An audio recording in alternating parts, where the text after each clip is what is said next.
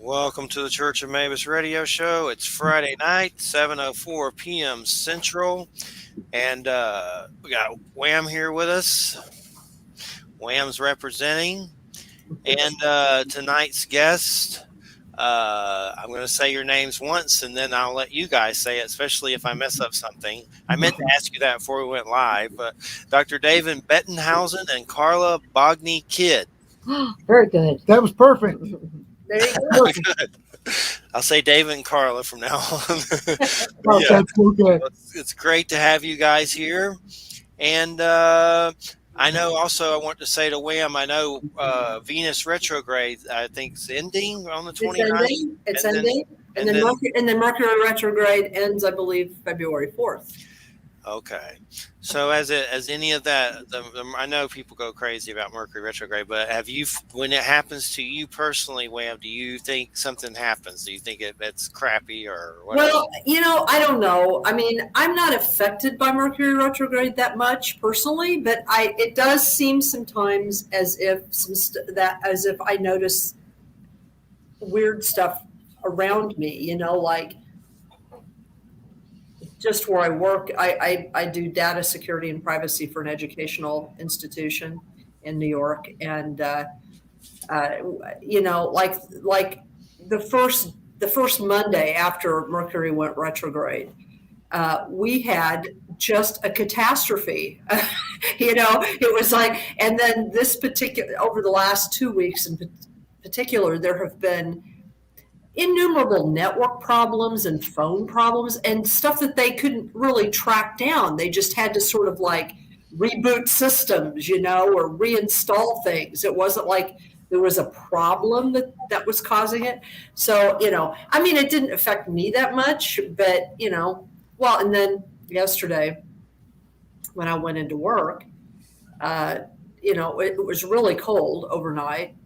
Was in the single digits or below zero, and our entire building had lost heat. So we had no heat, and we didn't get it until like noon. So it was pretty cold in there. And that was just because some regulator, went off. So I don't know. I mean, I guess, I don't know if that's because of Mercury retrograde. I personally, like I said, don't experience that much stuff. Yeah. I just use that energy to try to finish things that I haven't been able to get done. So, because that's what you're kind of supposed to do with it. I experienced a lot more with the Venus retrograde personally than the Mercury retrograde. So, this year anyway. Just noticed someone, Andrew Aloha, was talking about Mercury retrograde in chat. And Dave and Carla, it's great to have you here. I guess first off, tell us what started you on this journey of spirituality and past lives. What was the catharsis, the catalyst? Well, we'll try to give you a little short story, Jeff and Wham. So I'm a physician, and Carla has been my office manager for over 25 years. And we started electronic medical records in our office. Now, Wham may think all the technical stuff she does with security is easy, but when we switched to electronic medical records, it was a nightmare. And it was a whole new world because we had been paper and pen or dictation forever. And we certainly had computers that we did billing and those things with, but using them for patient care was completely different. And so during the training in the first 3 to 6 months of it, I literally got up and was on the computer at 5, and I was getting off the computer at 8 o'clock at night, trying to see the same number of patients, trying to do normal things. And I became unbearably grouchy and almost impossible to deal with. And Carla has been my best friend for a long time, and she just couldn't quite take the grouchy person I was becoming. Yeah, so I suggested to Dave that we either call a counselor for him or we try meditation. I was reading in a very unlikely publication one day, an article in AARP magazine, of all things, about the benefits of meditation. And, there's many. But I thought, well, maybe if we can do this in an office, it will be more helpful. We won't be so stressed. I got shingles in the middle of it all. You know, Dave was a nervous wreck. I like to say he's normally a cross between, you know, Yogi Bear and Barney or Fred Flintstone, but he was just so cranky. So I went into the office and I said, okay, do you want me to call a counselor, or what do you think about doing meditation as an office? And he said, all right, I'll try meditation. So we decided that that's what we would do as an office. We had a small office. There were a couple of other girls, and we had to come in like a half an hour earlier in the morning to get going before the patient started. So the first day we came in, we all meditated together. It was peaceful, it was calming, and part of it was I shut the computers off, didn't look at a phone, didn't look at anything for 30 minutes while we meditated. So when I got up, I felt better already. I thought, this is great. Just shutting the computer off for that much time gave me a moment to center, and I thought I could go ahead and take care of patients again. The next day was kind of peaceful. We saw some colors, and we all talked about it, and nobody else wanted to come in early the next day, and I didn't blame them. But Carla still came in, and we played some calming music and started to meditate. And while I was meditating, I felt great. And then we heard the patients coming in, so we jumped up and started running down the hall. But I had to share with Carla that I had an experience. So I walked in and I said, Carla, you'll probably think that I've lost my mind, but I think I was speaking to your mother. Carla's mother died 20 years before that of brain cancer. And you never met her. And I had never met her. I said, but this woman who looked like you, who had just same eyelashes from a side view, she was so jovial and she was happy, and she looked at me and she showed me a shoe. And Carla ran over to the computer and Googled shoes of some kind. I actually Googled ballroom dancing shoes, and like 60 or 70 pair appeared on the screen. And I said, okay, which shoe? And he went over and he pointed to the exact shoe. And my sister also worked in the office at the time, and we looked at each other and I thought, how could he possibly have guessed that out of everything? My mother was a ballroom dancer. She wore a certain type of small pump, open toe sandal for dancing, and also when she went to church or dressed up. And for him to get that exact guess out of all of those, it got our attention. And they kept wanting to meditate and talk to their mother, and we had patients to see, and it went okay that day, but we decided we had to keep meditating because this was so interesting. Well, a few more days went by, and I was meditating, and suddenly I had this memory about running on a beach in Boston. And I mentioned the memory to these guys, and they were like, when were you in Boston? And I had to explain, well, Carla's from Boston originally, and I was from Nebraska and Iowa. And at that time, I was living in Nebraska. My dad, in 1962, when I was 3 years old, went to graduate school in Boston. And so he took us to Boston, and one day he took us to the beach. And when we were on the beach, I was running and screaming, and I remembered the Ferris wheel in the background, and I remembered the roller coaster and little shops on the side. And as I was running, this little girl ran over and pushed me down, sat on my chest, and gave me a kiss on the forehead. She jumped up, she yelled, "Stop bothering my family." She put both hands on her hips. And I looked at her with wearing this little two-piece blue ruffled bathing suit with a little pot belly. And Carla stopped me right in the middle of telling her the memory. And I said, that was me. And I remembered it. I didn't need meditation to remember. My family was, the good Catholic family. I was the youngest of 6 girls. My parents were always splitting up, but never quite got divorced. But that particular day, they were back together, and they rented 2 cabs. We were not well off. We didn't have a car. And all 7 of us went to the beach that day. Yeah. So I had this memory in 2014, and I hadn't ever talked about it, never with these guys, never anywhere. I didn't even remember that I knew this, but I found it during meditation. So we continued to meditate because we thought this is very interesting that Carla and I met each other one other time, because we didn't meet again until I was 36. And so we kept meditating, and then suddenly I had another memory. And while I was meditating, I'm standing in a dark alley, and I look across the alley, and there I see Carla. Now I say it's Carla. Now she doesn't look exactly like Carla now. She was younger, Thinner. Yeah.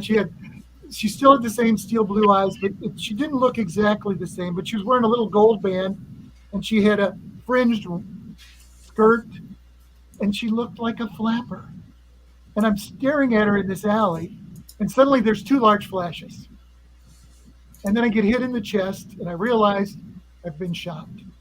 And I'm thrown back on the ground, and I know I'm laying there and I'm dying. And I go, and so I'm telling Carla this story, and she's like, okay, maybe you're a little off. Where did you get this memory from? Because we know the one in 1962 is real.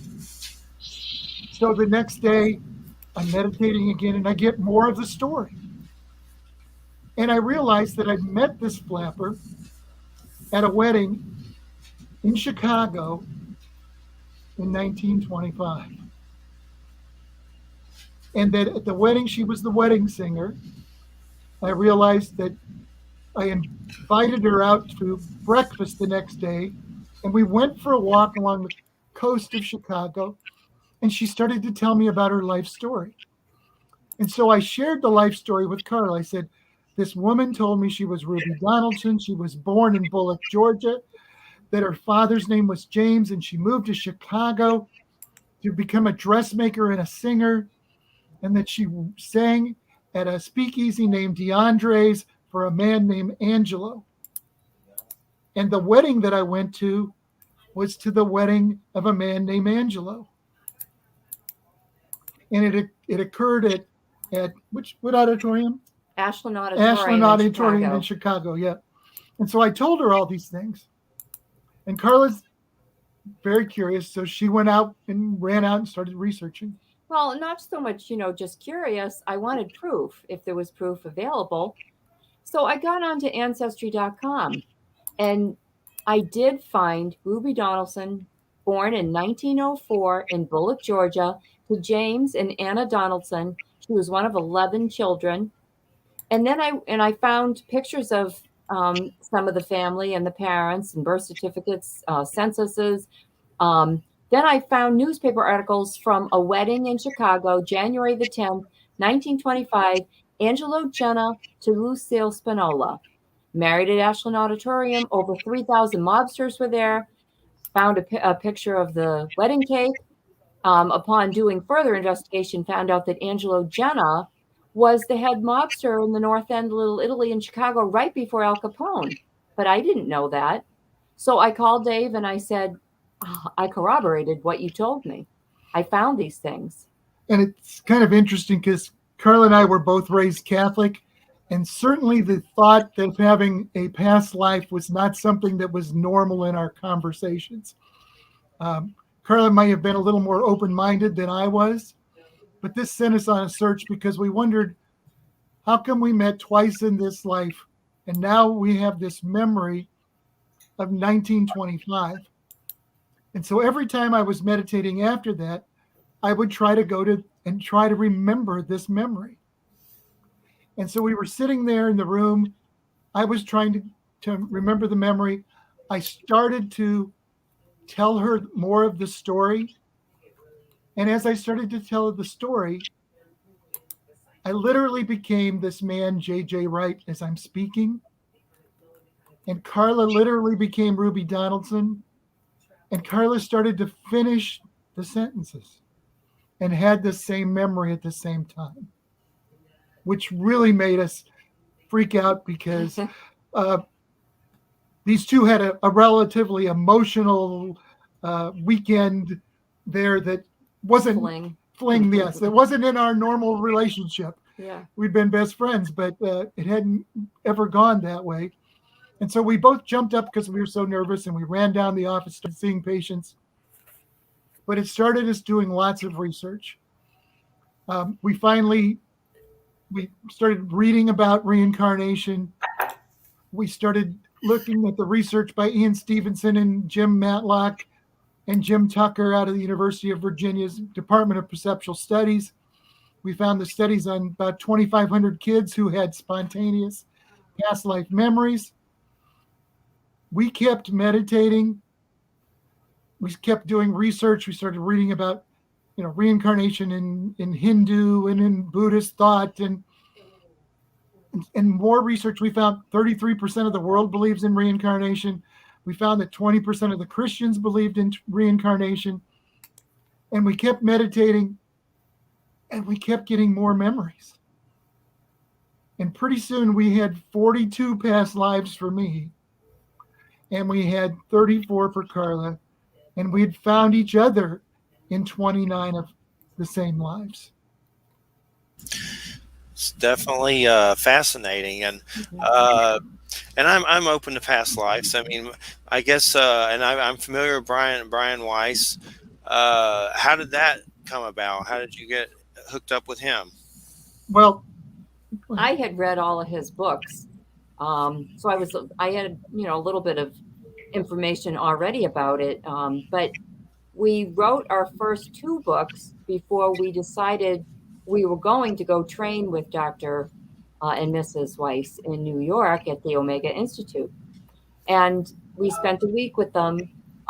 People were there from all over the world. It was so awesome because we were seeking out people that had similar experiences. Well, we had a room full of people with similar experiences. So that was so nice because living in, Flag City, USA, it's not a subject that you can talk about with most people. But here, people were sent from all over the world. One particular girl was from Chile. She was a social worker at a hospital. Lots of hospitals from other places around the world send their people to learn past life regression. And in her case, it was to use on end-of-life patients. So it was absolutely phenomenal. And of course, while we were there, we regressed people from all over the place. And, we found people that we had past lives with during that time. So it was really a great experience. I've had people tell me some past lives of mine, and I've heard a Viking drowning. Some lady once told me I was Vlad the Impaler reincarnated. I have trouble with that one. I mean, I've heard different stuff. I mean, I'm open to it. I think there's something to it, but when it comes to confidence and when you find out the information, I guess that's what I would have a problem with, is being confident enough to believe and trust the info that I'm being said and, go with it. Was that a struggle for you? I mean, how do you deal with that? Because, you have to be very confident when you say these things that these are what you are. And from spiritual experiences, and I guess that, intuition, and it just seems people, I guess, are stronger than that than I am on a lot of levels. So I guess I'm just trying to understand it. Well, and what really happened for us is our first book was The Gift of Past Lives with Mother, Isabella, God, and Elizabeth. And it's very specific that it's Mother, Isabella, God, and Elizabeth, because we first met Carla's mother, or I did.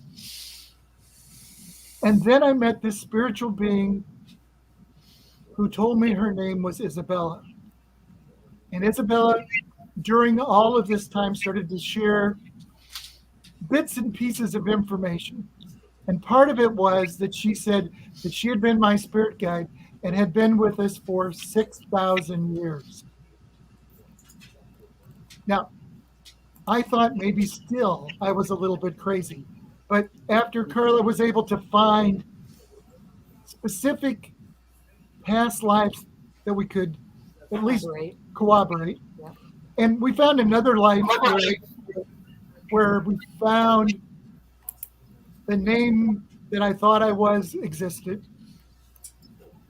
And so that was exciting, and that was in the United States. And then we started finding other information, and some of the information was part of the story.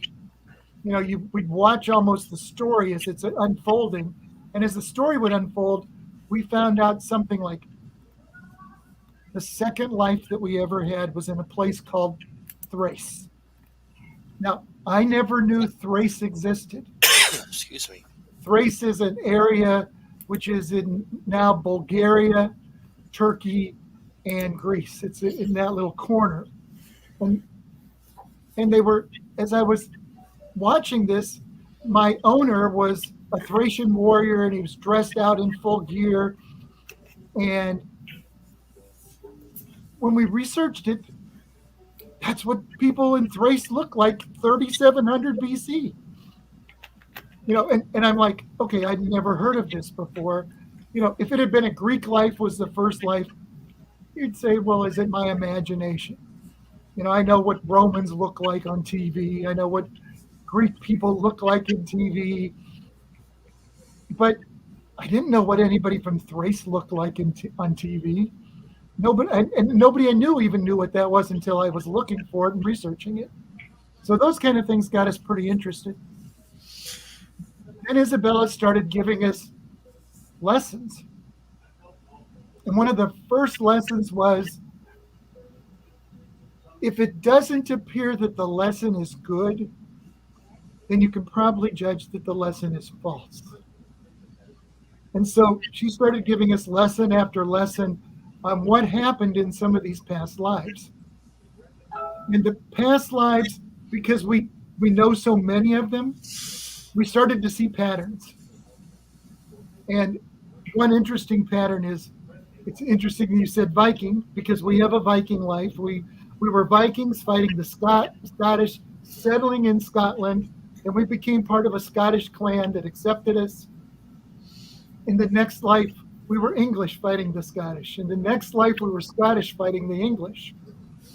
And then we were English fighting ourselves. And we started to realize, and Isabella said, well, of course you've lived on both sides of every issue. You've been the Viking, the Scottish, the English, the Scottish. Because if you don't live on the opposite side, you'll never learn compassion and you'll never understand what it is to be that person.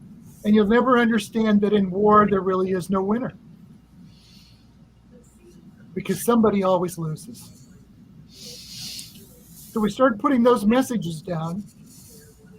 Then we started to watch or look at some of the patterns.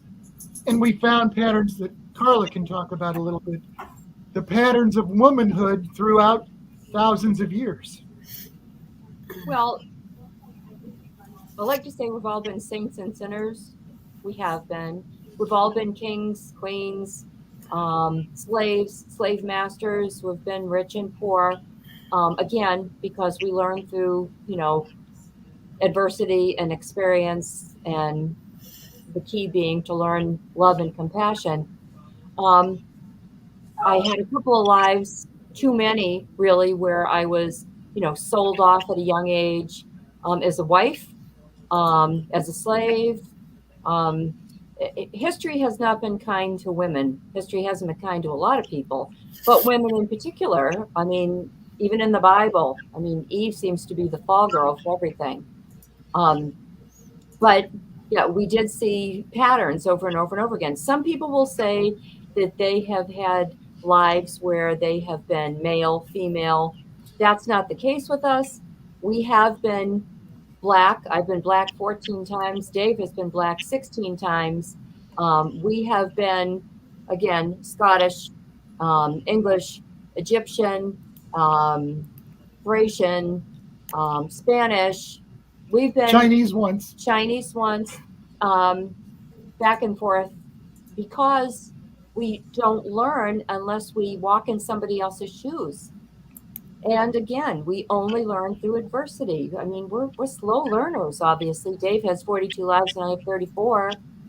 He's slower than me, apparently. No, not really. So what are you gathering data-wise about death in the afterlife? What do you think is going on there? Is this forced? Are they making us come back here? That's one of my big questions, like intergalactic convicts or prisoners shuffling us to the jail. You have to go. But what are you gathering? What kind of data are you gathering on the afterlife? All right. So all of this becomes a very complicated setup. And so we'll talk a little bit about it. The first thing, both reincarnation And if you have had any people on that have had near-death experiences, both of them seem to support the idea that we have some sort of consciousness that exists beyond the physical body, and that those memories continue to follow us. Almost every one of the children that have spontaneous memory, and you can't coach these kids that are 3 years old, they have time between life memories. When they talk about the time between life memories, they talk about spiritual beings helping plan their next life. They talk about meeting their loved ones on the other side. They talk about not wanting to come back because it's immensely filled with love. If you talk to those people who are having near-death experiences, they frequently say they don't want to come back because love is, they feel like they're absorbed into love, or that they're become part of a greater whole.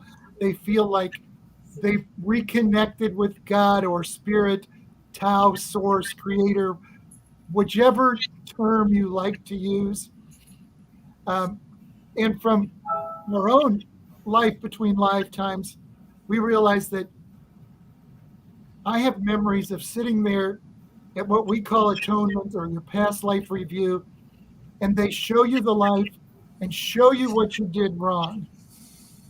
And frequently, I try to say this, that it's part of the plan of divine mercy and divine justice. And yes, karma is part of that. But if you're created, you must be created for a purpose. There must be a reason. And that reason is for you to learn and grow. And it's very interesting, if you talk to people who have had a near-death experience, they almost always report things based on their perspective in this life. So atheists frequently say they didn't meet God. Catholics all say they met God or Jesus or somebody when they were up there. Well, the reality is your consciousness has had no experience when it was first created as a soul. And so you do need experience, because when you return back to your original form in between lives, or when you're finally off this cycle, we need experiences, basically pictures and experience that we can share with each other, because without experience, there is no language and there is no communication. So a spiritual being or consciousness would need experience in some sort of physical form to translate into a memory that can then be shared in the heavenly or spiritual realm, so that we can communicate in some way telepathically when we no longer have senses, so that we can show each other the pictures and think what we need to think, because without communication, you would just exist. You would have no interaction. You would be alone, except for the feeling and the sense of love. You'll probably get something to deliver. Yes. Sorry. So did the grumpiness go away all the way? Actually, it did. There all sorts of interesting things happen, and again, there's many benefits to meditation. So we encourage everyone to meditate. We actually taught meditation at some local universities, but we started to meditate, which in part because of Isabella was, you have to become your best self, because anything other than being your best self is selfish, because it makes somebody else have to take care of you.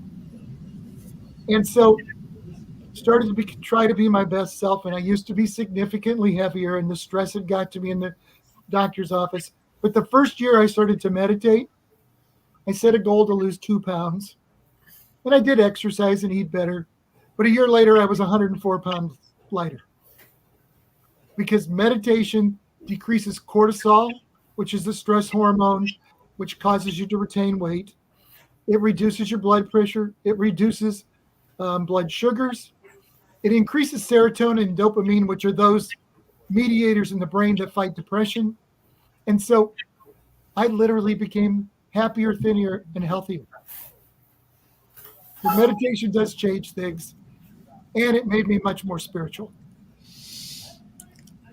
I've tried to understand meditation. I think I do it on some levels, but it's like I'm always struggling with just trying to understand exactly what it is. And I mean, it seems like a lot of it's like going within and closing your eyes and focusing and breathing, right? I mean, I know there's Correct. different levels.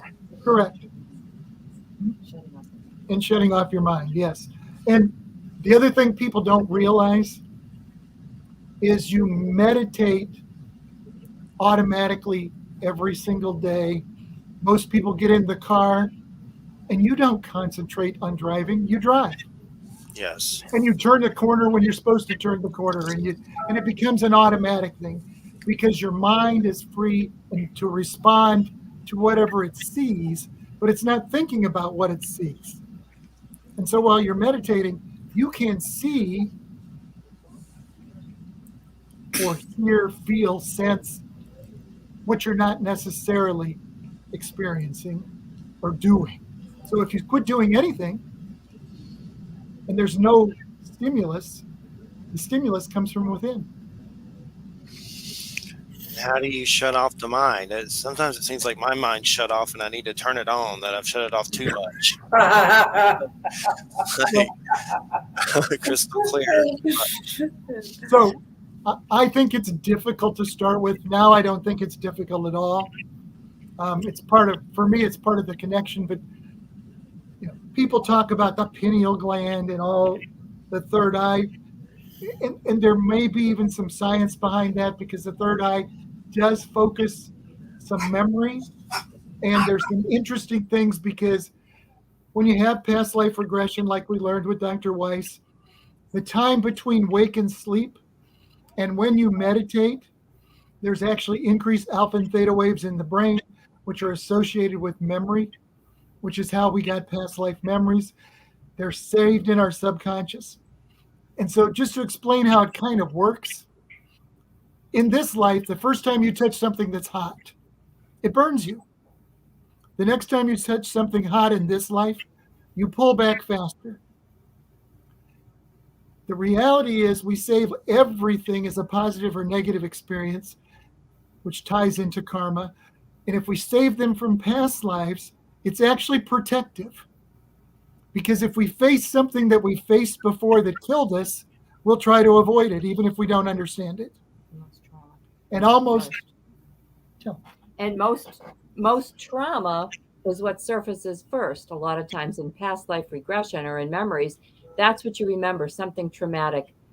In our very last life, Dave and I were brother and sister in Chicago. I was 6, he was 4. Our names were Katie and Johnny. We were on our playing on our 3rd-story staircase on Christmas Eve, and we fell to our deaths and broke our necks. And of course, the memories that we both have, of course, take us right there. I remember one time I was being hypnotized, and of course, a lot of times they walk you down or up a staircase. Well, that is definitely the wrong way to do it with me because I immediately have that. I jump to that memory. So unfortunately, but fortunately, the adversity or trauma surfaces. But that's where we carry those problems to the next life, and that's what we have to undo. Yeah, and it's interesting because one of the things past life regression does, and actually Carla and I don't do it for a living. We've been just trying to share the message. But past life regression helps people heal some of their trauma from their past lives. And if they've carried some of that trauma forward, just addressing it, seeing it, and realizing that it can no longer hurt you by visiting it again really does help you get through that problem and let that problem be not one for this life. And it's interesting because even from the lessons, it's really from Dr. Weiss, who has been a relatively sort of, I don't know what you want to call it, proponent of this. Is he was a psychiatrist. He was regressing people to their childhood, trying to find out what was their trauma. And some of those people went spontaneously past their birth to a past life and found the trauma in a life before. And so that became one of his theories on how to deal with it. And past life regression has been used to help people heal past life trauma. And we do it mostly with friends and family and people we know, because we don't do it for a living. I'm still working as a vice president of medical affairs at a small Midwestern hospital. So I don't need to earn money from doing past life regression. But we're still writing our books and trying to do that. And then one of the other most important lessons that we learned, and this is a lesson that everybody needs to know, which is really, there is no hell. Hell is something we create for ourselves, but there is no hell. This is a life that continues, and our consciousness continues to another life and another life and another life until we actually overcome and learn all the lessons that we need so that we can return back as the love in which we were created. And one of the very first lessons that Isabella taught us was to get off the karmic wheel, you have to follow the 5 simple rules for life. And the 5 simple rules, Isabella said, we all know what the 10 commandments are usually. I mean, the older generation does, but she could break them down, simplify them for us. If you live a life without conceit, jealousy, selfishness, and unforgiveness, then you'll be making all your decisions out of love and compassion. And if we do that, we can get off the karmic wheel, because that's the object. And there was a quote I saw recently from Neil Gaiman, a writer. It says, "I think hell is something you carry around with you, not somewhere you go." Correct. Like states of mind. Yeah. Well, one reason we do this show is just to give you some insight on why we do this show is when I was younger, at 17, I went through testicular cancer, and I had to go through exploratory surgery, and woke up to find out I lost one in the war, and you had to go through chemo and all this crazy chemicals pumped into your body, and it was terrible. And I'm fine now, and I got healed, and it was a doctor from Atlanta, and Emory and University, I believe, and that was who was doing the chemo and stuff. But a year or so later, after I was healed, my dad died, and I started to have a lot of weird experiences, from seeing beings of light with my physical eyes, one standing on a cloud top, one flying through the sky, 2 leaving my house. And I had some UFO stuff. I don't think I've been taken or anything, but I've seen weird stuff over the houses that I've lived at with multiple witnesses, and had some ghost stuff. But I kind of think the beings of light are there's different theories, and I've talked to different people about it. Like, I've had a medicine man down in South America say that they gather down there and have parties and watch the shining ones in the sky. And I'm like, what, really? But it's like no big deal. But I think what I've seen on a lot of levels is human souls going to and from the earth. And it kind of like, I've looked into the heavens and seen them up there in clusters standing around, kind of related to a Sims game. And it's like there's a staging area up there. Yeah, absolutely, Jeff. There's something to it for sure. There definitely is. So Jeff, there's been times, and I haven't had a near-death experience, but I've had the visualization, which is very interesting what you just said. Because what I saw was, every time I say it, and it's probably because I've heard some presidents say this, but looking into the sky, I said, into the back of my mind, I see 1,000 points of light. And all points of light are connected. And as the points of light are connected, I start to see that they swirl in and among themselves. And they go in and out and in and out. And in the center portion, all of them pass each other at some time. But in the center portion, it's spinning. And as it's spinning, sooner or later, every soul reaches that center spinning point, and that soul gets placed and moved out. Carla has watched and seen things where she sees somebody who's died, and suddenly she sees somebody rising. Just like what you said, Jeff. And this connection spot, whatever it is in the back of our mind, if it's the pineal gland, if it's the center of our mind, this spot that's not us, that connects with us, connects with the divine, we will say, or connects with God, your spirit guide, your angels, the beings of light. All of those experiences become something that is a non-physical experience. And people will talk about people who say they astral project. And so Carla's had an experience with that. But if you astral project, your consciousness is outside your body and no longer there. If you experience a vision that is spiritual or in heaven or in the unseen realm that's non-physical, non-material, that experience is something that's your consciousness is somewhere else. If during reincarnation, the time between lives, your consciousness is actually within that spiritual world. If you're having an NDE, your consciousness is in some other realm. It's within that spiritual world. I believe some of the alien abductions are people who are experiencing astral projection type experience where they're outside of their physical body and they're looking at something that is non-physical, not present here, but maybe in a spiritual realm. And a lot of people will talk about crystalline structures, or they see beings of light. And when they talk about the beings of light, they see strange shaped heads and lights shining through the eyes. And some people describe those as angels, and some people describe those as demons, and some people describe them as aliens, and some people describe them as my loved one came to meet me. But whatever that experience is, it's something that's not physical, not within this universe, not within our material world. And it seems to be not tied to time or energy or structure, but something that is tied to this theory of consciousness that exists, that continues outside of our life. Have you ever seen Ron Howard's Cocoon?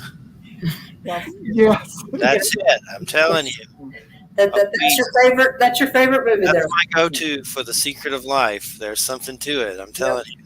I think Opie took some shrooms or something, but maybe not. But he definitely tapped into something there. There's definitely something going on for sure.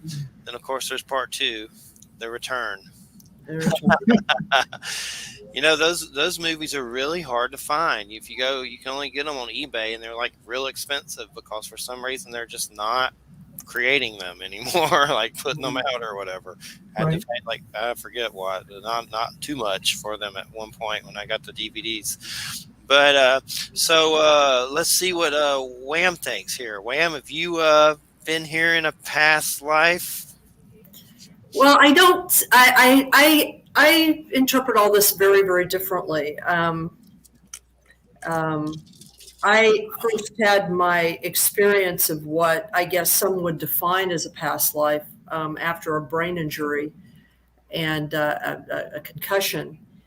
And I had a very, very intense experience. I was recovering from it, actually, and it wasn't during the injury. I was recovering from it. And I had this very intense experience of I suddenly sort of found myself as a young man in a fringed tunic. I guess it was more of a skirt. And he was, what I remember is hearing the sound of his bare feet slapping against like a stone floor. And he was running as for his life because, well, and there's a whole story there, but it turned out that he was a slave who was escaping from a Sumerian temple complex. And, you know, there was this whole backstory behind him. What I remember about the experience was I was really struck by, he had done some stuff that slaves shouldn't do. And so he was running away to keep from getting killed. And he got away. I kind of lost track of what happened to him eventually, but And then I had another experience some years later where I was doing types of meditation. I've done meditation now for over 30 years of various types. And but I was doing another type of meditation. I was learning a new technique, and this was my first experience of what the way I look at this stuff. I connected with a group of, and I didn't know what they were at first. But with a group of Neanderthal.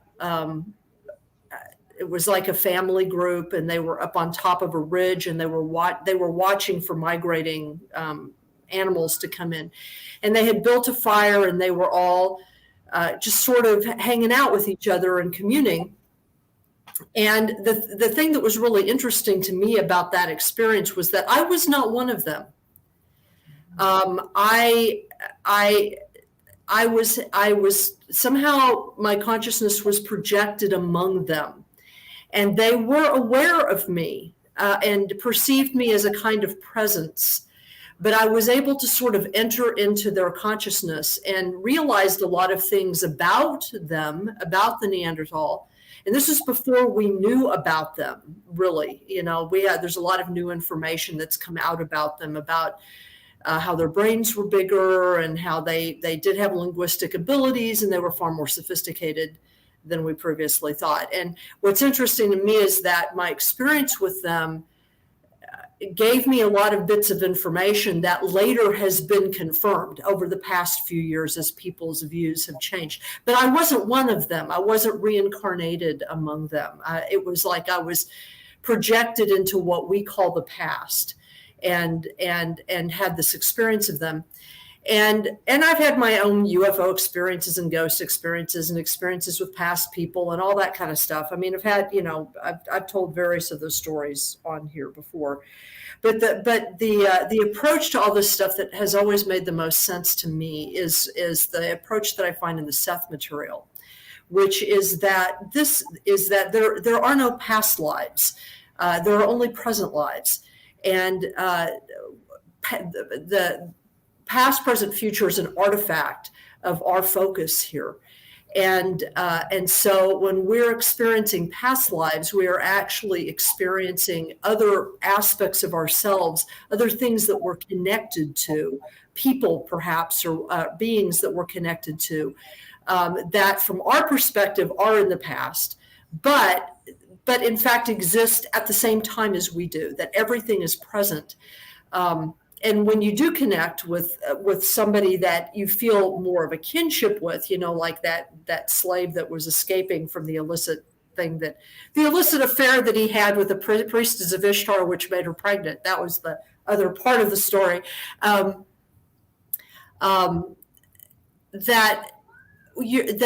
there's a kind of an exchange between your life and their life, because they're not exactly the same as you are. I don't believe that there is like one soul that we all are. I actually have had the experience of myself as being a complex of multiple consciousnesses that reside within one body.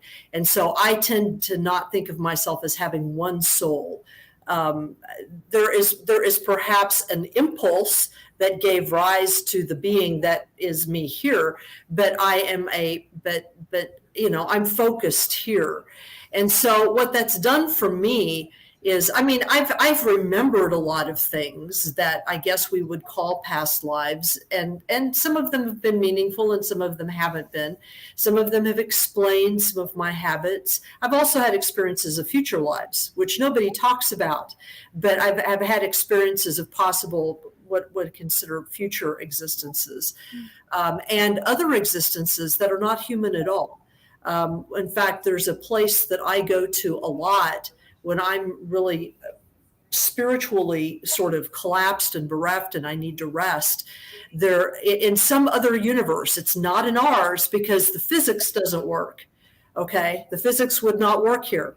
But in some other universe, I am a being who is among several, I am connected to a being who among several other types of beings exists on a rogue planet that is comprised of some kind of a substance I mean, this sounds really bizarre, but is comprised of some kind of a substance that absorbs the actual electromagnetic radiation of stars. And the reason why it does this is it provides a respite for traveling galactic beings that need to come and rest. And that's all it does. That's all it does. That is its sole purpose. But these beings are not human. They are not remotely human in any way, shape, or form. I call it the lapis sphere because whatever this stone or mineral is that this planet is made of, this rogue planet, looks like lapis to us, to me, but I don't know that that's what it is. So, I mean, what the net result of all of this has been for me has been a reconnection with, and Jeffrey knows about this, a reconnection with kind of more ancestral, indigenous ways of looking at the world, which see the world, the world that we live in here, as simply a place where lots of other worlds meet, as an expression of consciousness right now, and what it's led me to is this realization that I may have all these quote unquote past lives or future lives or probable lives, probable aspects of myself that exist in other places or right next to me. But the truth is that the life that I lead right now, right here, that's the life that's important, because that's the life that I'm supposed to live. Absolutely, Wham. That is one of the lessons that we've learned. Yeah. You can't really become absorbed with your past lives because those lessons have already sort of come and gone. You can't change them. You can't do anything. All you can do is change because you've learned something from those past lives. Now, I don't know that I've learned that much from them, actually. I mean, some of the lives that I've learned, that I've experienced, wherever they are, I just think to myself, I'm so sorry that you had to experience that because I don't have to experience that. It's like I'm done with that. So unfortunately, the Seth Speaks and the Seth stuff is not my favorite writing that's out there, but it's okay. It's a very interesting spiritual thought patterns. Some of the things you say have to be true if you've experienced them, but one of them is, we talk about aliens abducting people here, and we realize that aliens would never be anything like us. If you look at quantum physics and you look at the alpha constant that exists, aliens can't look humanoid. They can't even function this way because as you get farther away from our solar system, the alpha constant changes. So no one could be, in the next galaxy or the next set of galaxies or the next universe and have a constant that looks anything like the one does on Earth, because it changes, it gets greater as you go in one direction and smaller in the other. And so there wouldn't be any other carbon-based, oxygen-based creatures in the universe that could possibly come here and visit. So as you said, Wham, if you existed somewhere else, you would have to exist as a goo or as something else, because the experience would not be like this. And one of the reasons I really don't fall into some of the UFO things is we would be so different, they would have no reason to come here and they would have no reason to need us, because what we have on this planet would be of no use to them. Yeah, well, and I mean, I've done a lot of work on UFO materials. I mean, I wrote my PhD on UFO abduction narratives in the United States. So, I would consider myself to be a pretty good expert on those narratives. And my experience with the narratives, not the experiences necessarily, because those are often quite different than the narratives that people create about their experiences. But I've always thought that the narratives about aliens and abduction are more about us than they are about anybody coming here. I mean, who knows? I mean, I think that lots of different things are possible, but it's just not, to me, what's more interesting about those stories is what those stories do reveal about us and sort of our hidden fears and our obsessions and that kind of thing. I mean, I'm going to respectfully disagree with you about the Seth material because I've read all of it and I've studied it for over 45 years. So I have found that it is a very useful tool when used consistently, and not just when people stick to just like maybe two of the books, the most popular books, because those are the most popular books, but that's actually not where the meat and potatoes of the metaphysical system is. I do agree that what's important about these materials is that they reveal that our lives are based in a kind of, and even physical reality itself is based in consciousness, and that the material world is an expression of consciousness, and as a result of that, of course, we're going to be connected to stuff. Of course, we're going to be connected to each other and to the world and to other beings. Whether or not they're human or not, it doesn't make any difference in the world. I mean, I'm connected to all these beings around me that I see every day, and most of them aren't human. In fact, I generally prefer non-human beings because humans are a pain in the butt. So, but I'll agree with you about that. It's, I guess I tend not to privilege the materiality of the world that much, except that, I understand that this is my experience here and that's an important aspect of my experience, but it isn't more important than anything else. It's one of many kinds of important experiences. So, but Jeffrey asked me for my take, and that's my take. I got it. That's my take. Yes. So, go ahead. We'll change it just a little because we probably disagree on a couple things there. But the other thing that we did in some of our books is our second book was Hell No Reincarnation, and in our third book we'd love your insight on, Wham. But the second book was Hell No Reincarnation. We actually looked at the research that's out there. We looked at religion in general. And how it relates to, certainly Judaism has a significant reincarnation basis. We looked at Hindu, which has a significant reincarnation basis. We did the research on actually hell.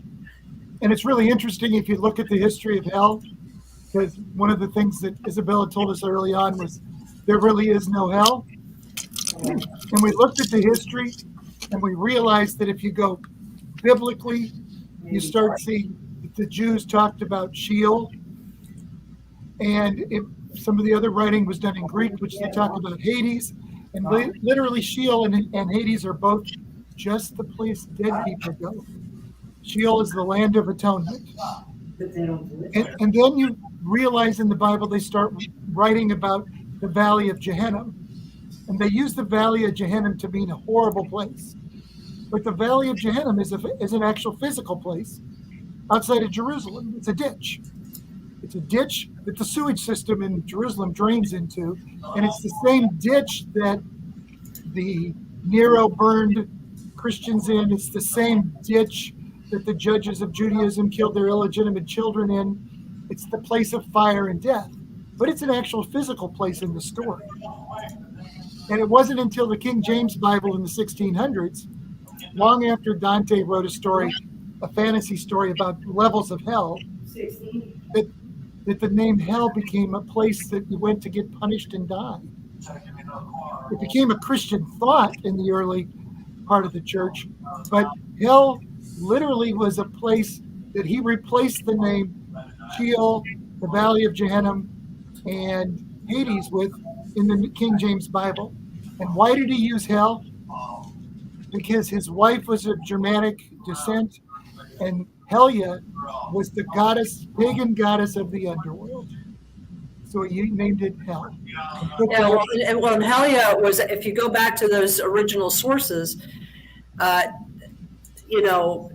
She was the goddess of the underworld, but she also resided over a particular portion of the soul. In early Germanic thought, you actually had 9 different components to the soul, and various of them would go to various locations, kind of like the Egyptians did. And hell was the place where the part or the aspect that eventually became you, here as a personality, that was one of the places where the ancestral souls hung out, and so from the German perspective, she was a goddess of the dead, but that was not necessarily a bad thing. That was just simply sort of where some people, that was part of your soul went. But when that all got translated by Christian stuff, especially monks and stuff, they made her into this really kind of fearsome person. She was a goddess and she lived in her own realm. And it was sort of a way of disempowering her and making her kind of bad, Right. Speaking of what Carla was saying about how crappy women have been treated, over the years, Yep. So that's in our second book. And then our third book is called The Manual. And it is directly related to how God interacts with planning, and our spirit guides react with planning our next lives. It talks all about the time in between lives, it's atonement, and it talks about how our astrological signs are related to our past life karma. And so that part of it is very interesting, and a lot of people enjoy that because we start to talk how God has really got a kind thought for us, and God creates us with a zodiac sign in our next life that will help us with the karma we're bringing from our last life. And that's all in our third book, The Manual. So I don't know if, Wham, you were talking about zodiac stuff. You have some interest in that area. Well, I've studied it. I was an astrologer at one point. I mean, so I sort of use it kind of, as a kind of a psychological tool. But the truth is, that's what part of me does with it, and because it's a language I've learned. But another part of me doesn't care, because it's sort of like, I've got to be who I am here, and if I worry too much about all that stuff, then I'm not paying attention to what is in front of me and taking care of that as it is. I can tell you what my chart is. I'm a Leo. I have a Capricorn rising. I have a Taurus moon. I have Saturn in Capricorn in my first house. I have a lot of Scorpio and Virgo stuff. So I'm picky, crabby, persistent, and loud, and so maybe that all explains that, But on the other hand, so what? I have to live the life that I live. I can't judge people or myself too harshly based on that. So, I'm a Capricorn. I just want to say I'm a Capricorn. It's a goat man. It's very awkward. That's nice. Thank you. Jeffrey's a good goat man, though. He's one of the best goat men. So I'm going to tell you another story because, of course, we've been attached to the spiritual things, and I actually had the opportunity to watch my own father's time between lives, and I think it illustrates a lot of interesting topics. So my father in a past life was a slave trader. And he stole people from Africa and he tied them chained them in the base of his boat. He split families apart. In his last life atonement, when he was watching his past life review, they went through his life as a slave trader. Then they went through his life, the last life before this one, where his daughter was abducted and his wife died in childbirth. And in this life, he was really a wonderful man. He had his specialist degree, which is like a little bit above in education, a master's degree. He was a principal. He did a lot of good things for his community. What happened was the last 20 years of his life, he was chained to a wheelchair because of Parkinson's. Again, all of that is to learn compassion. So he had to go through some of what he put through people through in the past to learn compassion. I'm hearing some background. I don't know. Is that from? It's from me. There's a Okay. conversation going on back here. Making sure it's not another. I can't always be muted. It's So. okay. I'm just making sure it was another StreamYard leading into us like Skype does sometimes. Whoever it is in the background loves you, because I heard that. We love you too. All right. But so what is your astrological sign? I'm a Pisces, and interestingly, that means that I have an angel in this life that helps me avoid selfishness. Now, when I first learned that Pisces was a selfish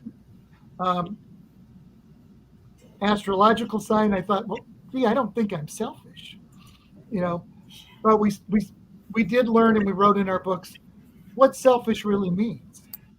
Selfish can mean, because I was selfish for a long time. If I considered that I ate too much, drank too much, was a little, self-absorbed or whatever that made me become addictive behavior. Yes, self-destructive. All of those things are selfish. Well, I didn't realize I was being selfish, but if you don't take care of yourself, you realize that sooner or later somebody will. If you gain too much weight, you're going to become diabetic. If you don't exercise, you may have heart disease. If you don't, if you eat poorly or you drink too much, you'll get liver cirrhosis and somebody's going to take care of you. Well, that means you're using up somebody else's valuable resource to take care of you, so you're selfish. So I realized that, yes, I had some sort of selfish tendency that I needed to take care of. Here. And as I took care of it, up too. There. if I took care of the selfish tendencies, meaning that God would give me a special angel to help me, I would overcome. And of course, yes, I've lost some weight. I think I'm a better person. I'm trying to share the love and serve the message. So, is Capricorn selfish? Yeah. So Jeff, you said you're a Capricorn. Yes. Well, according to most things I see about us, we're like these stockbrokers or something, which is like, that's not what I am at all. No, you're either stockbrokers or bohemians. Yeah, rich stockbrokers, which is neither. They are. They do tend to be people who want to use other people's money and take money and save money. So I suppose that falls in that stockbroker category. But he's talking about his ex-wife. Yeah, I'm talking about an ex-wife. Sorry. Oh man. But so still, unforgiveness means that it may be hard for you to forgive others or yourself. Yeah. So I don't know if you see any of that in your own life. Do you blame yourself for problems? Do you not let it go? Those kind of problems.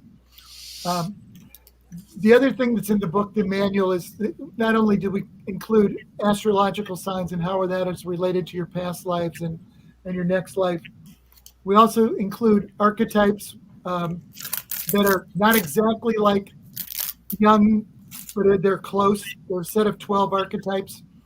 And we also include 12 traits that follow you from life to life as you change and grow. And again, you don't have to know whether you're a squirrel in this life.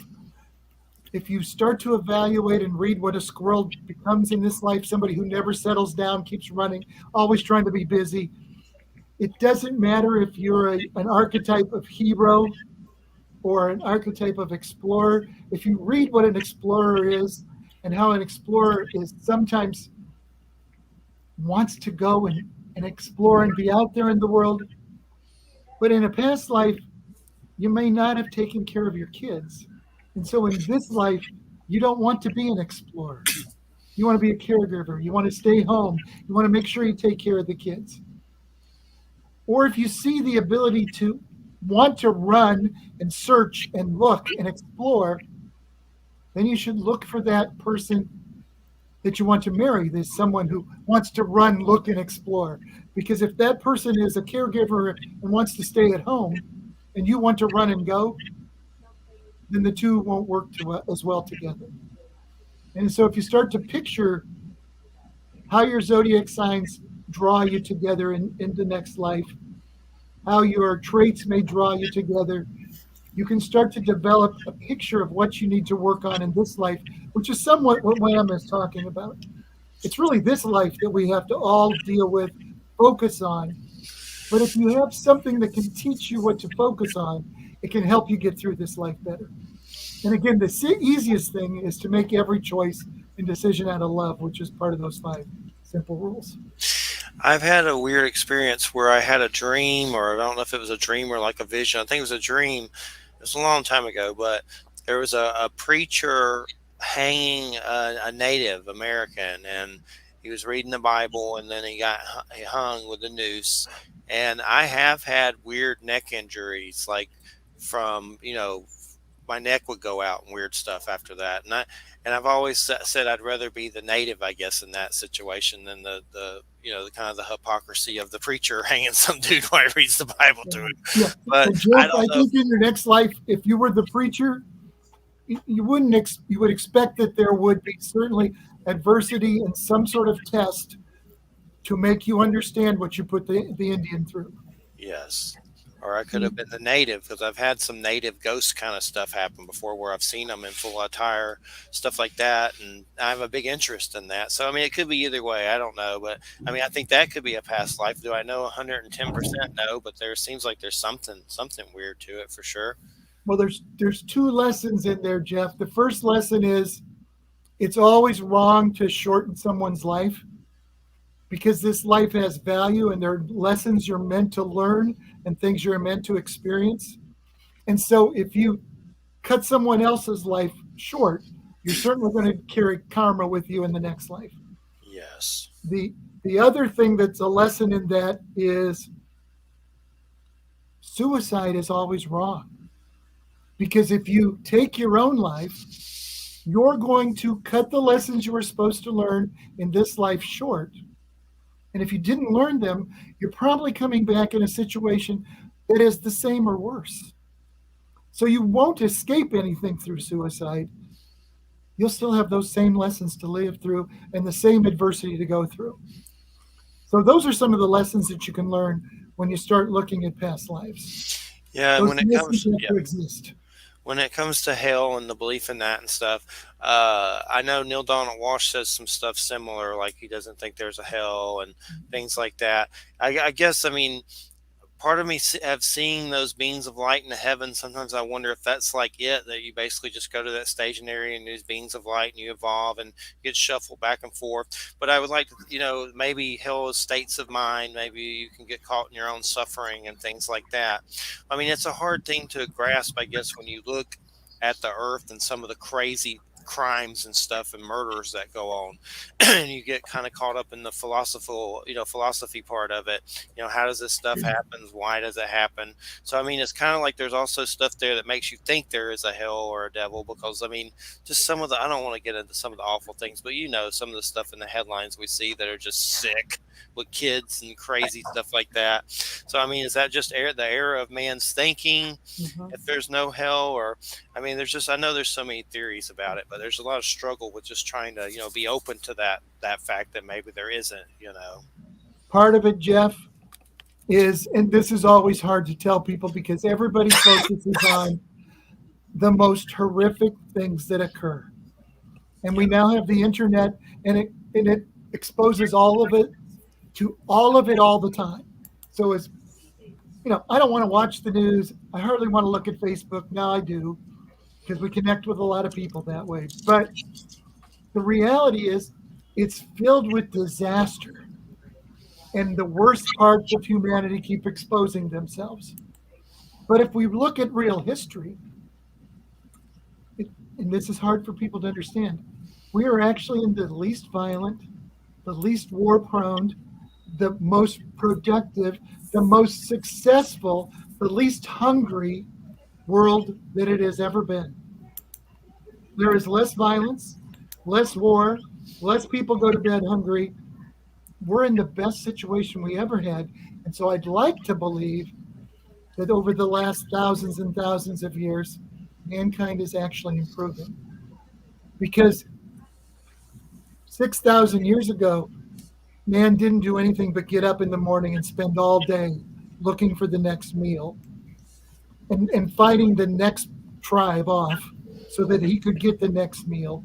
And people died in their 20s and 30s and 40s of starvation and disease and disaster.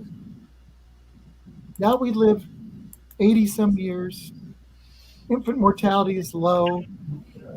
Cooperation that we've learned for 6,000 years has made us better. We live in a country that is, if you listen, still however, this country is based on trying to remove racism. We are not at war with anybody. Now, we're getting ready to maybe go to the Ukraine, but we're really not. There's no one dying by the thousands and the hundreds of thousands like we have in wars before.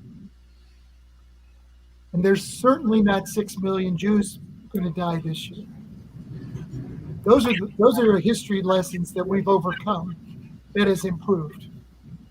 So the world is actually improving, and it's improving very rapidly. And so I'd like to believe that as a society, as a group, as a soul family that keeps returning to the same thing, because that's one of the things we've learned. We keep returning with some of the same people over and over again to either help them or test them. As a soul family, this human race is actually learning and growing, is raising their vibration, as some will say.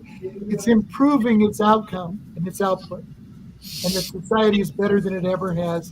And we do have to do something, because if we keep polluting, destroying the earth, and etc., there'll be no place left to reincarnate when we want to anyway, because the earth will be gone. Yeah, the Ukraine thing's definitely been a lot of fear stuff, and a lot of people think Russia's doing it just for political situations, and they know how to sow fear and everything. That's what they do.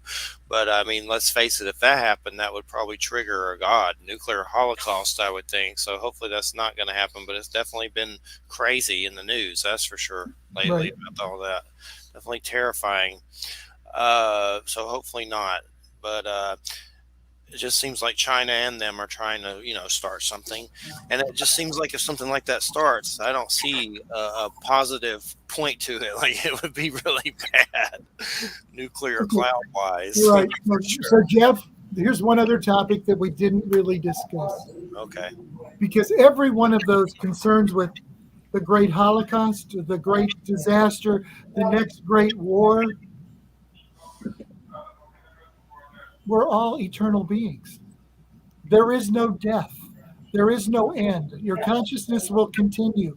Mm-hmm. If there's going to be a great disaster, God already knows that it's going to happen. And there's a plan for that. And so your Jeff Pritchard is not going to disappear. Your Jeff or your Bill or Tim or your Mohican name when you were an Indian, it's all going to still be you, and it's going to continue. Yes. So there is no death, and nobody is gone forever. It's never a final. You're an eternal being, and so there really is no reason to fear. The fact that this is, the end doesn't matter.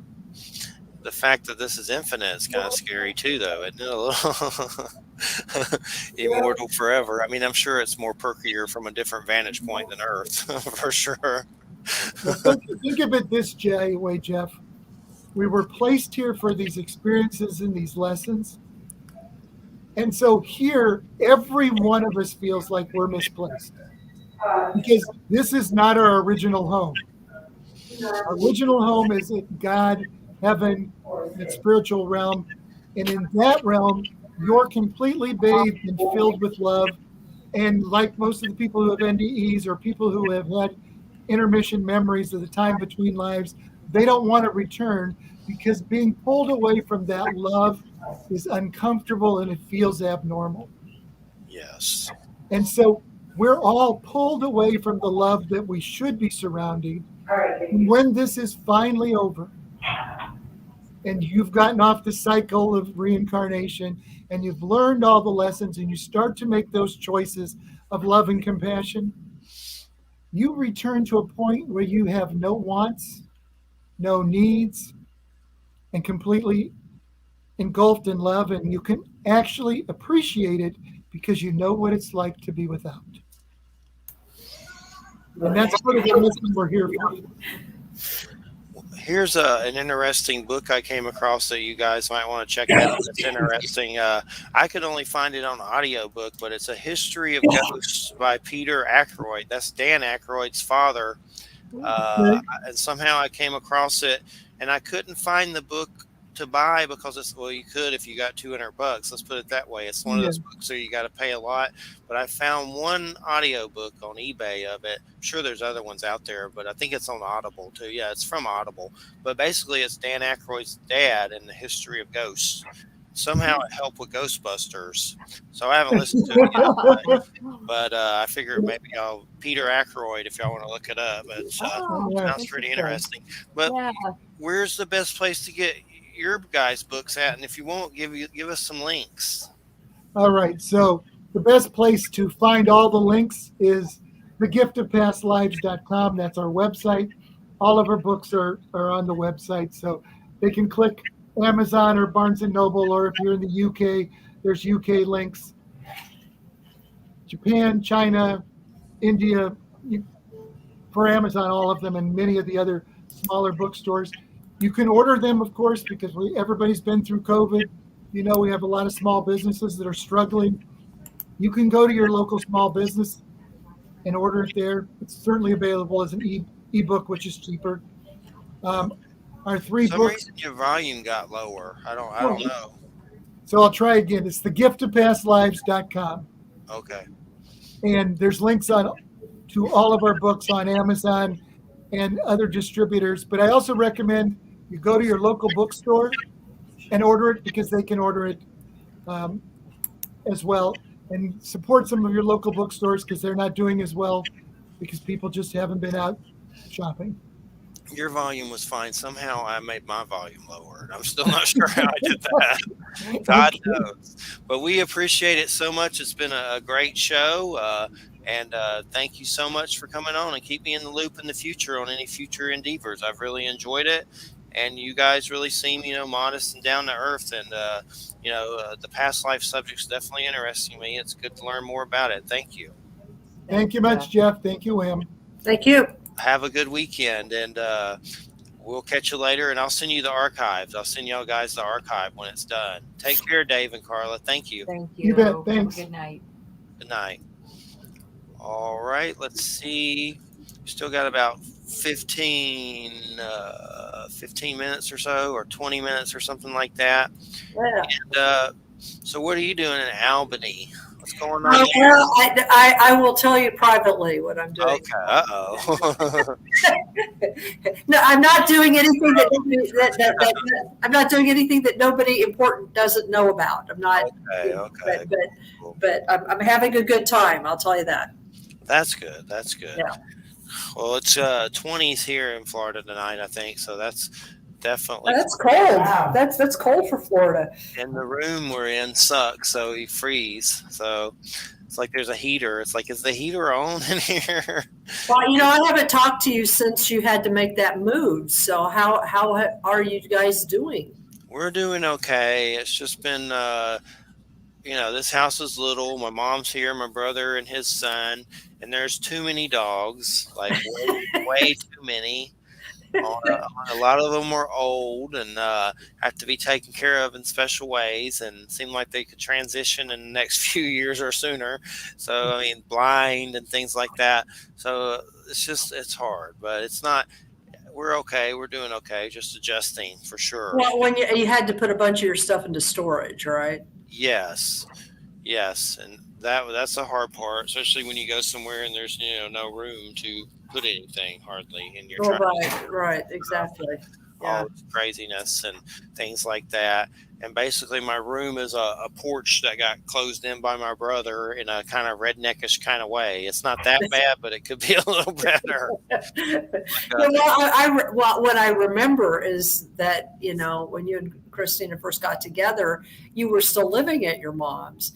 And so it was like kind of a nice thing, even though you had to take care of Christina's grandmother, it was kind of a nice thing to actually live in a house where there was some room. Yeah, it was. And then things got weird with her mom and stuff, and all that stuff happened. But yeah, it's a change. We're adjusting and trying to make it better. So tomorrow I see my daughter. I didn't get to see her last month because I was so busy and everything. So I have to give her gifts and stuff tomorrow. Like, it was just crazy last month. We're still like regenerating from all that. The furniture stuff lifting and out killed us. Like, it was just a lot. Oh yeah, moving is a pain. And I know you have lots of stuff, and I have so many books that it's kind of like, I think that if I ever have to move, I'm just going to like open the windows and start chucking them out, just start flinging them out of the windows, and I'll keep the ones that survive the plunge. One thing that's real bad here that I've had to deal with and has been kind of disheartening is there's a bad field mice problem. And they got some of the books. Oh no. And some of them were some UFO stuff from Andy. And, oh geez. They are just like little monsters. And I mean, they seem to be gone now, but I'm going to have to go. I mean, I've cleaned it all up, but there's like this stack of books that they got a hold of, and I want to impale every one of them. And I don't like to kill things, but that's just too much. You've crossed the line. You're killed by UFO books. Yeah, that is bad. Like, and I don't know what you can do for them. I've read different things. There's really not anything you can do. You can wipe them off or whatever. It's still going to see, mouse pee on them. Yeah, the only thing I know of that will get rid of mice like that is that I've heard of, and I had to actually use this for my car because in the past 2 years, twice I've had the experience where mice or other rodents have gotten into my car and have chewed wiring in the car. And forced me to have to take it to like the dealership, and they've had to redo the wiring on it, which is crazy.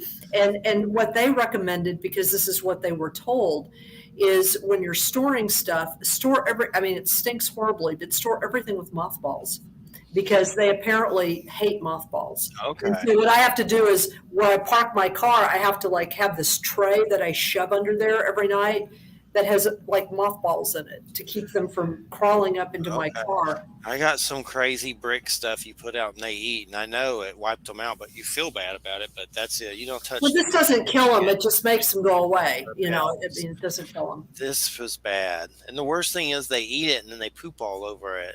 It's like, was that normal? Like, you poop all over it? No, of course they poop and pee on everything. This is crazy. Yeah, and their poop and their pee is actually full of toxins and pathogens that can give you diseases. You get hantavirus from their urine. I mean, it's disgusting. Oh my God! I'm pretty sure I've taken out a civilization of them. I'm on a hit list now from what I've done. They're not here anymore, but they definitely ate that stuff. So. It's just bad, but I'm just going to go through and stack those and write them down, and if I can find them cheap one day, just get one at a time once in a while to replace them or something. I'm not going to go crazy or worry about it, but it definitely sucks when you pick up a John Keel book. I think it was that Perceptions or whatever. I know, I got chewed up. That was just, no. They didn't chew it, they just pooped and peed. Oh, geez. That's rough. I mean, that's just try not to think about it. It'll make you go crazy. But it was strange. It was interesting. This Andrew Aloha came in and was talking about Mercury retrograde and stuff. And then out of nowhere, he said, which means Capricorn influence should be doing better with relationships again beginning tomorrow. And maybe he heard me say something about Capricorn. I don't remember. But I added him to maybe get him on the show. And earlier today, Dale and Laura Lee helped with the show to get it ready because I used a sea cleaner and it wiped out the StreamYard password crap. Oh no. Joe had to give me the password. So Yes. Dale's having me come on his show Thursday for an hour, which I That's haven't cool. done a guest appearance in a million years, so an hour is not too bad. So I'm sure I can swing it in exchange for their help. So that's what I'm doing. An hour goes by fast, so Oh yeah. Hours, no biggie. really quick. But his show, I think, is The Delicious Recipe. We're going to be talking about cooking. No, I don't think it's about cooking, or maybe it's about all kinds of different stuff. I know for sure. Cooking and the paranormal. Yes, cooking and the paranormal. Had Carter Bouchard on again. I don't know if you ever sit in with him, the guy from BFRO. Have you ever sat in the show? No, I never have. He's in BFRO, but a lot of times he's like, well, they don't even look at paranormal stuff. I do, and kind of doesn't bad talk them, but just says they're kind of closed about that. But he's not. So he gets into all the UFO Bigfoot stuff and all these different stories, and he's had stuff follow him back from his house with his wife, and had him on recently. That was a good show. That's his third time being on. And I'm trying to see who's next week's guest is. Let's see. I just sent you Robert Bosnak, Zurich trained Jungian psychoanalyst. It's Jungian. Jungian. Okay. Jungian, not Jungian. Don't say Jungian. As soon as I said it, I knew it was probably not. It's German, so it's Jungian. And I figured I was screwing it up. Facing Apocalypse is about apocalyptic nuclear threats, ecological issues. It's not about alchemy, red sulfur alchemy. I don't know what that is, but here we go, Royal Shakespeare Company. So we maybe get them to do some Shakespeare for us or something. But then who's next? There's Dr. Scott Taylor. Let me look up that person. Like for some reason I haven't made their page yet, but I know I have their info. Did you ever get Evelyn's book? If you ever want to sit on a night show, let me know. I have not gotten the book yet. I should be sending it to you. But I got Jay down for that one because that's just how it fell. But for some reason you want to sit in, just let me know. Okay. Let me look up her book, Shamanic Creativity. Yeah, I've not gotten it. Hopefully you'll get it at some point because I know I asked for it. By the way, do you remember Mr. Don Webb? Yes, I do. I have been reading his book, Energy Magic of the Vampire. Nice. We interviewed. It's great. It's a great book. It's actually really good. That was a good interview. That's a good book. He's always a good interview. He's just hilarious. Except that he uses the F-bomb. Then we have to watch it. I think he did good last time and didn't do it. Scott Taylor is NDE, so we got some more near-death experiences. And then the analyst dude, the psychoanalyst, is next week. Let me see. Into the Light, near-death. A lot of near-death. Multidimensional. What happens when we die. Things like that. I just had they got Evelyn on the 18th, Patrick O'Leary, Joe R. Lansdale, and then Jim in March with you, Jim Hunt and Micah Dank. Let me see who Jim Hunt is. I know Micah Dank, I asked for him specifically. He gets into weird Bible stuff. Like, it's not what you would think. It's really weird, like just weird. Oh, that's fine. I'm always up for weird Bible stuff. Like weird Bible stuff, like really weird, strange stuff. Let me see, Jim Hunt. Let me see, where's this Jim Hunt dude? Prep for Jim Hunt. Here he is. Oh, this is the guy from a TV show Knock Knock Ghost that's available on Amazon Prime. So Grays, Bigfoot, Elemental, Shapeshifter, stuff like that. Let's see if I can find Micah. Oh, and I meant to tell you. Do you remember we interviewed Mike Hacker, the guy who does the Audible recordings of whatever? Sure did. Well, 2 weeks ago, I contracted with him, and he's going to do my Mysterious Beauty book. Really cool. Yeah, I just sent him some sound recordings of all the indigenous names and weird names, for pronunciation, and he's going to try to have it done by late April, early May. So cool. That's cool. Yeah. And Micah Dank is here's some questions about DMT and encodes and crystal technology, CIA, mind control. I know he gets into weird Bible stuff too. I'll have to look that up. But she just gave me some little sheet with some stuff about him. Let's see, Oceanside, New York, radio news editor at CBS. Father was a producer, CBS News. I'll have to look up some of the weird Bible stuff. She don't really mention it in this, but I'm sure I can find it somewhere else. Something about acoustic levitation. I don't know what the hell that is, but things have been. I don't know if I've brought this up, but where I work before it's news, which is a little right wing leaning, which is kind of maddening. Some of the news there that I have to look at, but it's a case study of learning about how crazy politics is on both sides. But I've noticed a lot of people who've talked smack about COVID or the vaccine that I used to post from their videos, they're dead. Isn't that weird? That Kirsten W. Have you ever heard of her? Kirsten Yeah, Wilson. yeah, yeah. Asian. She's Yeah, friends she with Roseanne. Yeah, She, she died. I would post her videos, and I never really watched them. I don't really watch any of that stuff. I just post it up for people. Some of the paranormal stuff, maybe, but the political stuff, I don't. But anyway, she would actually come to Force News and thank me for doing it. And not many people ever did that. Mostly, a lot of them would complain about it, which is stupid because you have an embed code on YouTube, so it doesn't make any sense. But she would talk smack about all that stuff, and she passed away. Mhm. And you can look up stuff about her and Roseanne and all this stuff. She was also in that Doors movie with Oliver Stone, which I don't. Oh yeah, that I did not remember. I don't remember. I know she's in it, but I have no idea who she was, or I don't remember any of it. But I looked it up. She was in it, and well, some other people that have been on. She'd never been on the show, but Robert David Steele. I don't. He's a former CIA that was on the show, and it wasn't Trump. It wasn't anything to do with Trump at the time. It was way before that. It was an open source manifesto. He got Trump goofy during all the Trump stuff. He's dead now, and he would go around talking smack at rallies and stuff about COVID, and was saying it's a hoax and all this stuff. He's dead.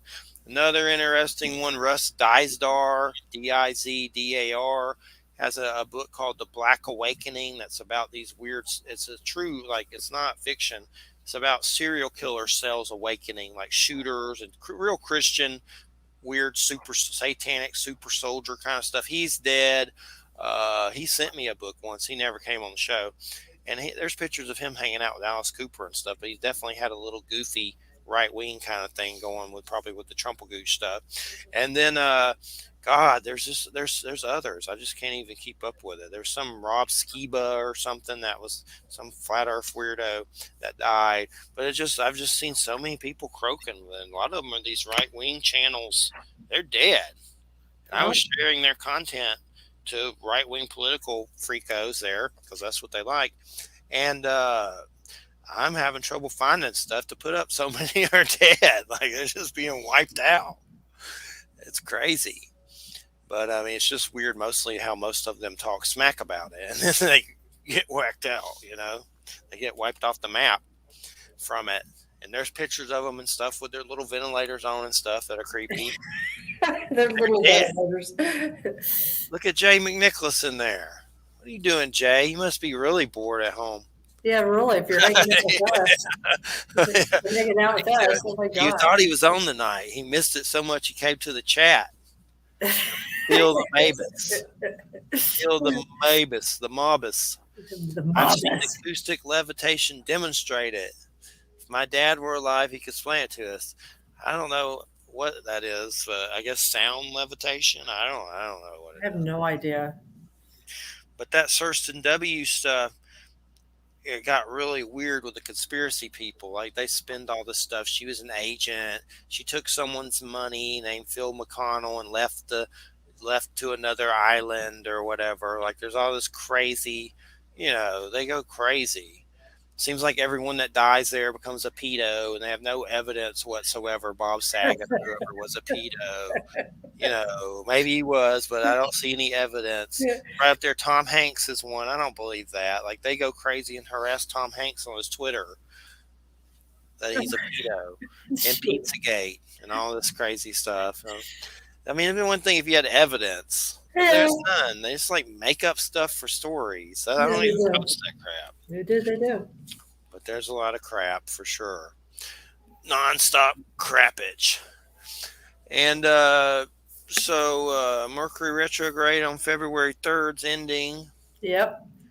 And then tomorrow, Venus is ending her reign of terror. Oh, actually, Venus in retrograde was fine for me. It actually it solved some issues. So it was actually really good for me. Well, that's good. And let me see who else. Joe R. Lansdale. That's a New York Times best-selling Joe R. Lansdale. He's write a lot of good fiction stuff. He has some really good books, like just the way his style and everything. He did that Hap and Leonard series on Sundance, and that Michael K. Williams was in that as a gay black dude named, I don't know if he was Leonard, he was Hap, I think. I don't remember. I forget which one he was, but he was in that show.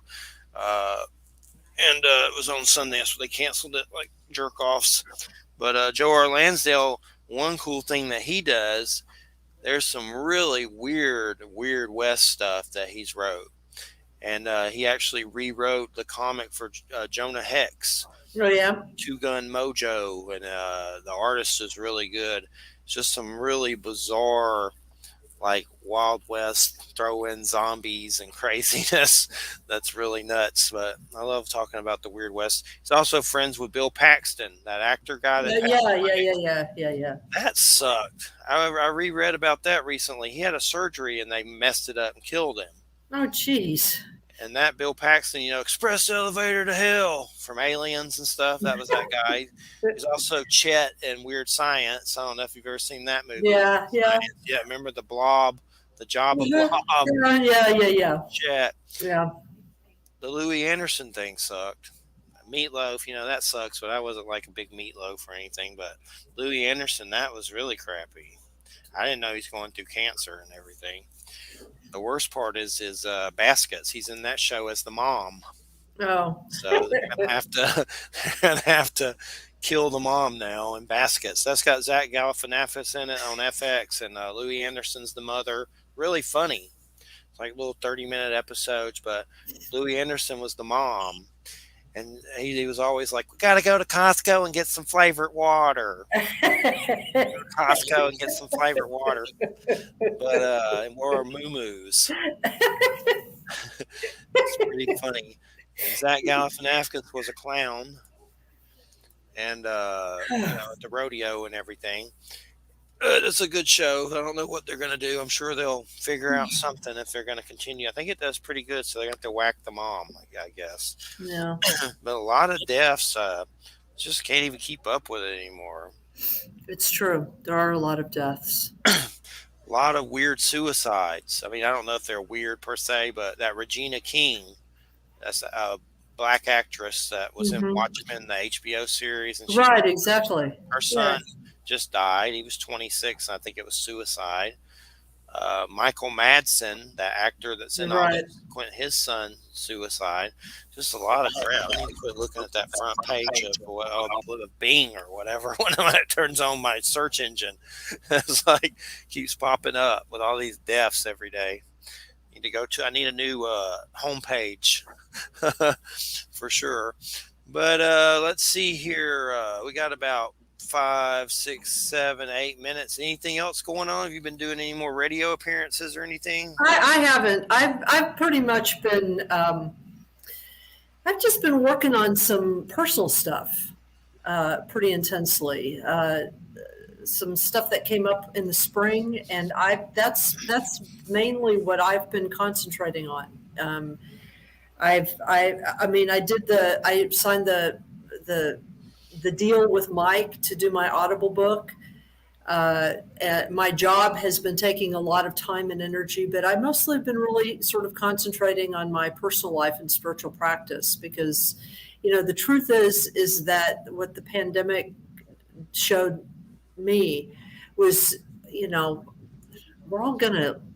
it really brought home to me death in a really big way.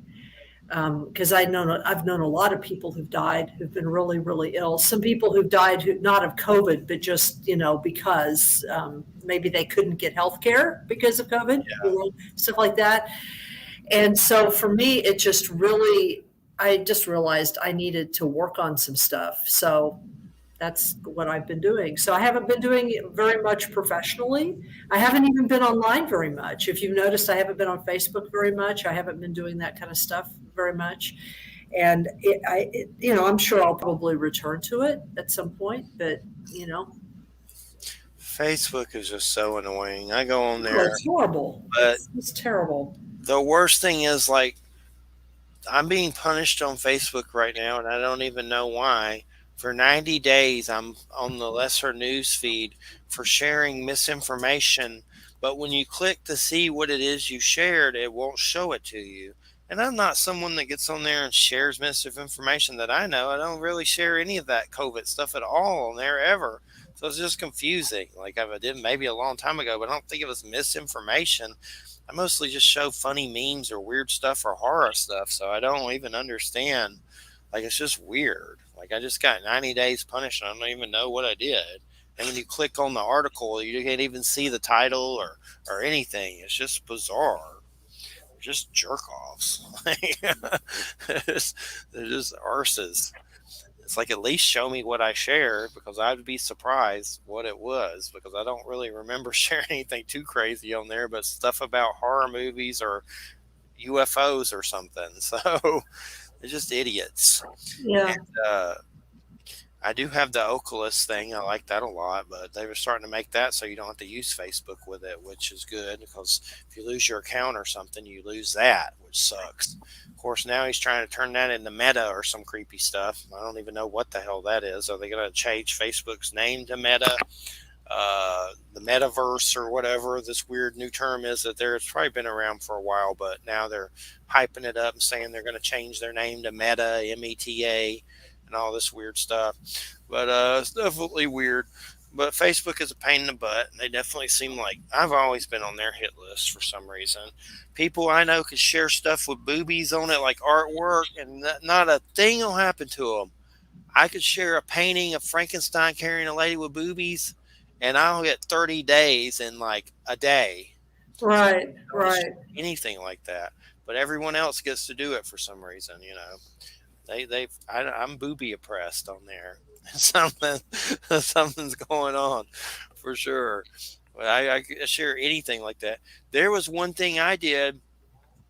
I forget. It was to Christina, and it was just a funny GIF, and it was in their collection of gifts, but it was kind of a little perverted. It was a black dude with a remote under the covers, and it looked like a boner, but it wasn't a boner. It was just a black guy with a remote. I swear in 10 seconds, I was punished for doing the GIF, and it came from their gifts. I know. It's like, what the hell? So it's like, I just find myself not doing anything like that on there, because it's just weird. Yeah, no, I know. I know a lot of people who've gotten, they've gotten,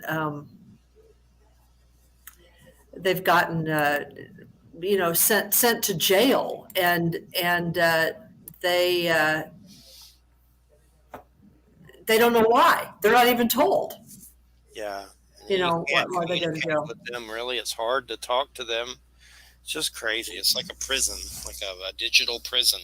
Well, it's all run by algorithms, so it's like if you trip one, then it'll just sort of do it. I mean, what it reminds me of is when I worked at the Navy, and they were first doing, and this was back in like 2005, 2006, when they were still figuring out, sort of their filters for what they would permit from people being online or not. They wanted to prevent certain types of materials from getting on the server, for students and stuff.